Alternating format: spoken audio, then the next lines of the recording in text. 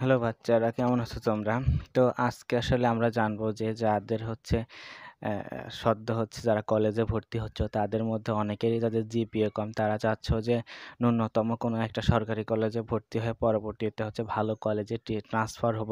তো সেক্ষেত্রে টিসি আসলে তোমরা কোন কোন কারণে টিসি পাবে এবং টিসির আবেদন কখন করতে হয়, এটা বছরে কয়বার করতে হয়, কয়বার হয়, তারপর এটা নিতে কত টাকা লাগবে, সে সম্পূর্ণ একদম বিস্তারিত তোমরা জানতে পাবে। এবং এটা পলিটেকনিকের ক্ষেত্রেও বলি, এটা হচ্ছে যে জেনারেল কলেজের ক্ষেত্রেও বলি। তো এখানে হচ্ছে একটা বিষয় দেখো, যে আমরা হচ্ছে টিসির আবেদন কোন কোনভাবে করতে পাবো, টিসির আবেদন কোন কোন কারণে করতে পাবো, এবং আসলে নির্দিষ্ট কিছু কারণ আছে, এই কারণ ছাড়া যদি অন্য কোনো কারণে আবেদন করে তাহলে তোমার আবেদন গ্রান্টেড হবে না। তো কারণগুলো আগে দেখি, যে প্রথমে আসলে কি কি কারণে আবেদন করতে পারবো, আবেদন কখন করতে পারবো এবং কত টাকা লাগবে আবেদনে, একদম পুরা প্রসেস আমি একদম এখান থেকে বলে দিব, সেটা তোমরা জানতে পাবে।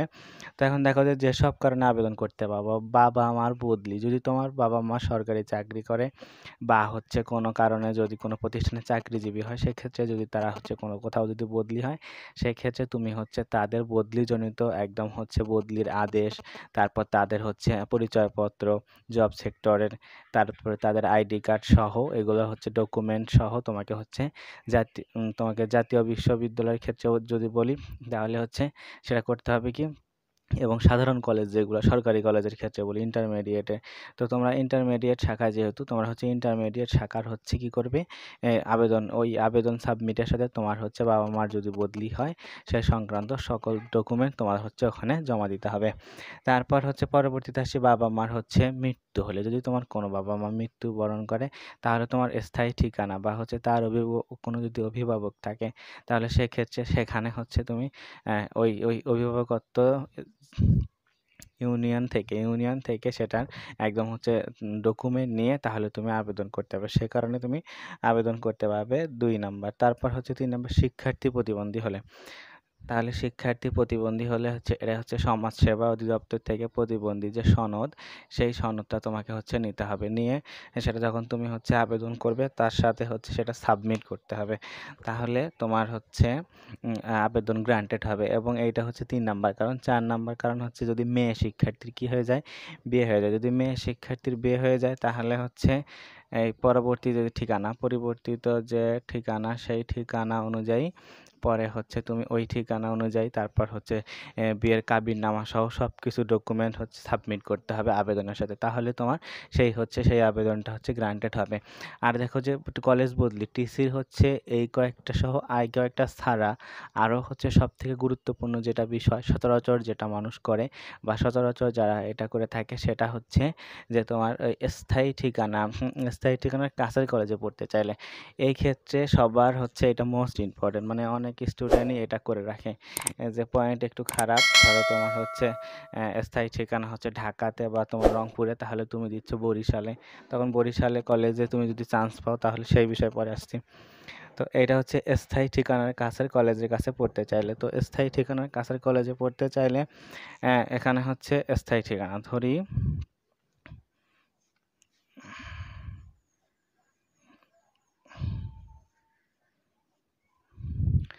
ধরো তোমার স্থায়ী ঠিকানা থেকে তোমার বর্তমান যে কলেজ সেটার দূরত্ব হচ্ছে, এ- এখানে কিছু কথা আছে, এই কথাগুলোই হচ্ছে মেন। যে স্থায়ী ঠিকানার কাছ থেকে তুমি কাছের কলেজে যদি 500 মিটারের মধ্যে হয় তাহলে সেটা কোনো কথা নয়। আর যদি স্থায়ী ঠিকানা বলতে কোথায়, তুমি যেই কলেজের মধ্যে মানে যেই হচ্ছে জেলার মধ্যে আছো, এই জেলার মধ্যে তোমার এই কলেজ যদি থাকে তাহলে তুমি সেই কলেজের থেকে ট্রান্সফার হতে পারবে না। একই উপজেলা পর্যায়ের কলেজ থেকে জেলা পর্যায়ের কলেজে আসা যাবে না। এবং হচ্ছে কাছাকাছি কলেজ কমপক্ষে, এইটা হচ্ছে কলেজ ডিস্টেন্স মনে রাখতে হবে, যে নিজ জেলার মধ্যে কলেজ ট্রান্সফার হবে না।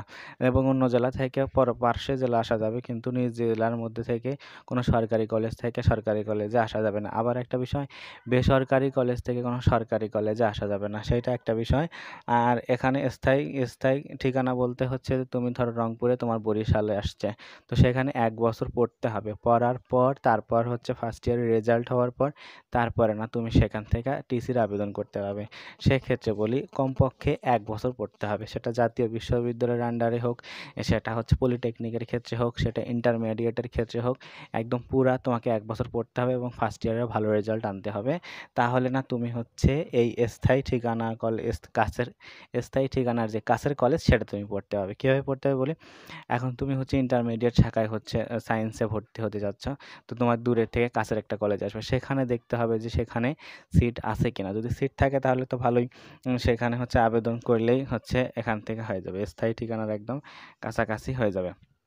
তারপর আসি হচ্ছে এই যে হচ্ছে আবেদন কখন করতে হবে, অবশ্যই এটা হচ্ছে রেজাল্ট বা ফার্স্ট ইয়ারের রেজাল্ট প্রকাশ হওয়ার এই 45 দিনের মধ্যেই করতে হবে, বা তখন একটা বোর্ড থেকে একটা হচ্ছে সার্কুলার দেবে। আর আবেদন কখন করতে হবে এবং কত টাকা লাগবে, এটা তো ওই যে ফার্স্ট ইয়ারের পরে আবেদন করতে, পরীক্ষার রেজাল্টের পরে আবেদন করতে হবে। এই যে কলেজ শাখার এটা নির্দিষ্ট বোর্ড থেকে, Dhaka board, Dinajpur board, Chittagong board, এভাবে বোর্ড থেকে ওটা হচ্ছে নোটিশ দিবে এবং কত টাকা লাগবে। এখন আসি যে সর্বসাকুল্যে একদম হচ্ছে আবেদন থেকে শুরু করে কলেজ থেকে বের হওয়া, অন্য কলেজে যাওয়া, ভর্তি হওয়া, সব মিলে তো 10,000 টাকা প্লাস লাগবে। 10,000 প্লাস লাগবে কেন বলতেছি, এখানে অনলাইন আবেদন আছে, আবার তুমি যেই কলেজ থেকে চলে আসবে সেই কলেজ থেকে আসার সময় তোমার হচ্ছে কিছু ফি আছে, তারপর আবার নতুন যেই কলেজে গিয়ে ভর্তি হবে সেই কলেজেও হচ্ছে তোমাকে কিছু ফি দিয়ে, ভর্তি ফি দিয়ে ভর্তি হতে হবে। তো সেক্ষেত্রে এদিক ওদিক করতে 10,000 টাকার মতো লাগবে। তো তোমরা হচ্ছে 10,000 টাকার মতো রেডি করে রাখবে, যারা হচ্ছে কি কলেজ পরিবর্তন করতে চাচ্ছ, টিসি নিতে চাচ্ছ। তো সেক্ষেত্রে দেখো যে টিসি নিতে চাইলে এই কয়েকটা কারণে তোমার হচ্ছে টিসি নিতে পাবে। এবং আরেকটা কারণ বলি, যে তুমি যদি জব হয়, তোমার যদি জব হয়ে যায়, তাহলে তুমি সেক্ষেত্রে কী করবে, যে তোমার জবের যে ডকুমেন্ট আছে সেই ডকুমেন্ট আবেদনের সাথে সাবমিট করবে, তাহলেই তোমার হচ্ছে আবেদন গ্রান্টেড হতে পারে। এবং আবেদনের আসলে আবেদন কিভাবে করতে হবে, সেটা অনলাইনে প্রসেস কোথায় গিয়ে করতে হবে সেটা অবশ্যই আমি দেখাবো, সেই জন্য অবশ্যই সাবস্ক্রাইব করে পাশে থাকা বেল আইকনটি ক্লিক করে রাখবে। আজকে পর্যন্ত, এতক্ষণ সাথে থাকার জন্য।